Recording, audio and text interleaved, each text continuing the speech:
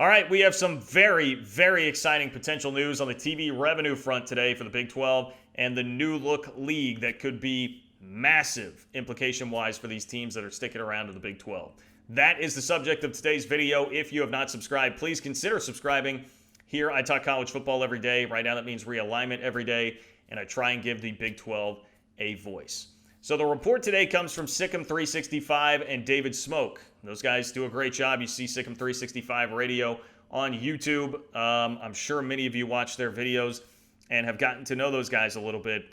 This would be a real bombshell. If it winds up going down like this, which, look, the TV deal has not been signed yet, and it's going to have to play out like this and happen, but the early reports here from David Smoke are very, very encouraging as far as what the revenue would be for all of these 12 teams. So from the article, it says, with the additions of BYU, Cincinnati, UCF, and Houston, the annual TV network revenue for the league is estimated at approximately $24.8 million gross. Now, in the current setup, the league administration withholds 10% of each university's individual shares. So knock off 10%, and each school would be receiving an estimated $22.5 million annually for its television rights.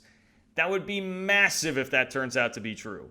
Right now, for comparison's sake, the Big 12 gets $28 million per year for strictly TV with Oklahoma and Texas. So you'd be talking about only taking a $6 million pay cut to ditch OU and Texas and bring those four schools in.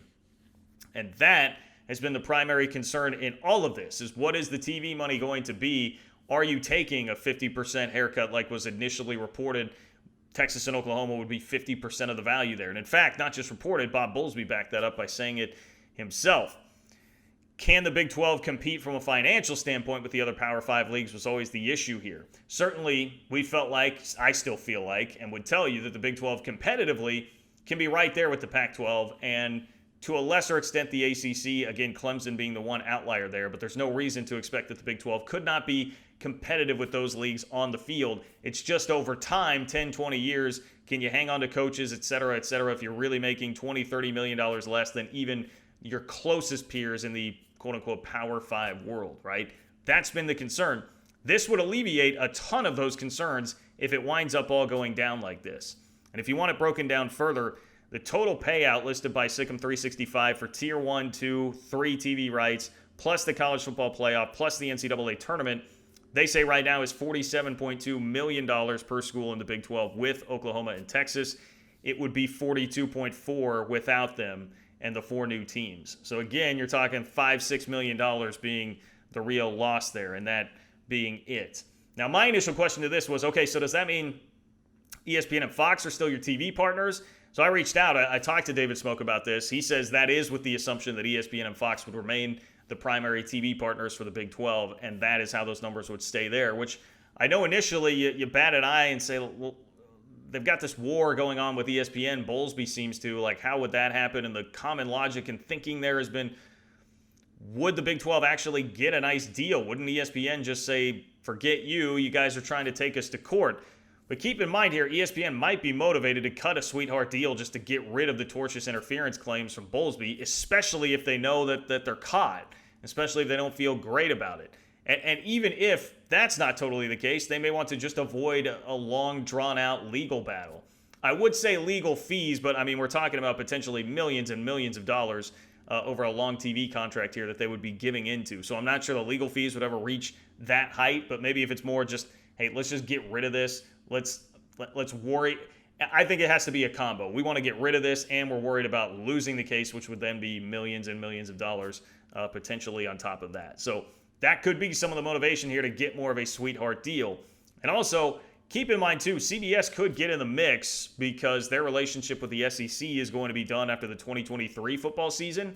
So does CBS have any interest here? I don't know. I legitimately do not know the answer to that, but that would be one potential partner outside of Fox and ESPN that could step up and come to the table. Now, not everybody is so bullish on the TV numbers right now. This was from Chuck Carlton of the Dallas Morning News.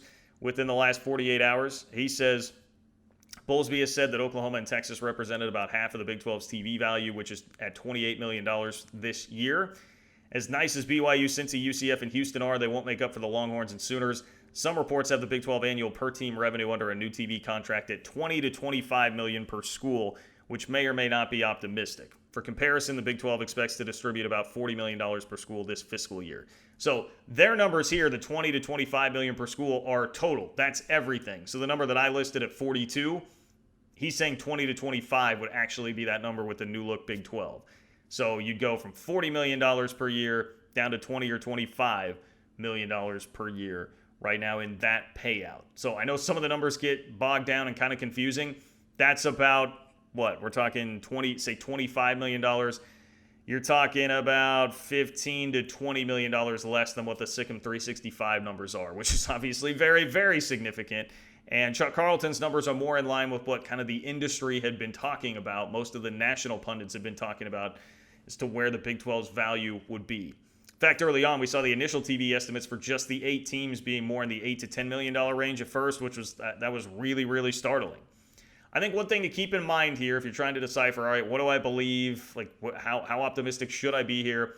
I think there is legitimate reason for optimism because of the fact that if these teams are making a commitment to come to the league, right? These teams coming from the AAC and BYU and Independent.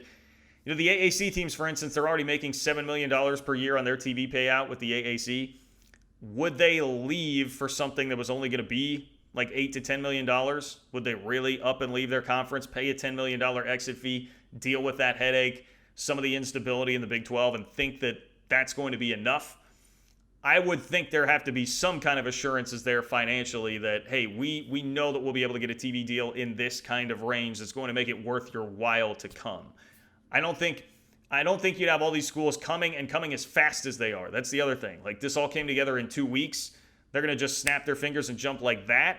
If the TV number is only a couple $1 million more per year, I think there has to be some thought behind closed doors that the Big 12 is going to get a better deal than that. So does it wind up being all the way to the SicEm 365 number when it comes down to brass tacks and all is said and done? I don't know. But if it's at least in that ballpark, it's just massively important for the Big 12 because the Pac-12 right now is about $5 million per year behind the Big 12 in their annual payout. So if you're only taking a $5 to $6 million haircut here financially in the end, you're still pretty much on the same level as the Pac-12. Who is going to get a new TV deal here within the next 18 months or so, but we'll see what that's actually going to be. Like, can the Pac-12, we heard about ESPN only offering the Big 12 the same contract with Texas and Oklahoma as they did 13 years ago. Is the Pac-12 going to get a much better deal than they got last time around? But you have struggling brands and no college football playoff win since 2014, only one appearance since then, and it was a blowout loss. What kind of deal can the Pac-12 actually cut here? There's a chance that the realities of the Pac-12 and the Big 12 can be very, very similar overall, which would be really important for the 12 teams left in this league. That'll do it for this video. If you have not subscribed, please consider subscribing. I talk college football every day here on this channel. That means realignment every day right now on this channel as I aim to give the Big 12 a voice. You can follow me on Twitter at @JLKurtz. Follow me on TikTok and Instagram at John Kurtz Show. Hey, if you have any TikTok tips, man, slide the DMs. I'm trying to figure that out, all right? Kind of a new world for me. But I appreciate all of you guys sticking around, supporting me, watching the channel, and I will talk to you soon.